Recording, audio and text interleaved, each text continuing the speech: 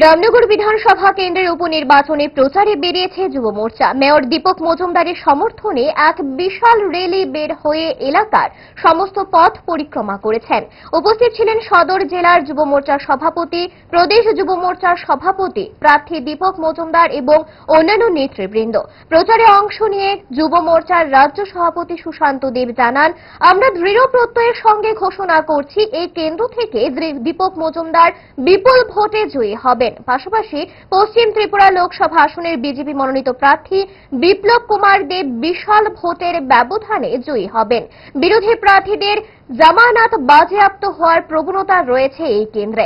উপস্থিত রয়েছে সবাই জানি আগামী 19 তারিখ আমাদের রামনগর কেন্দ্রের উপনির্বাচন এবং লোকসভা নির্বাচন পশ্চিম ত্রিপুরা আসনের।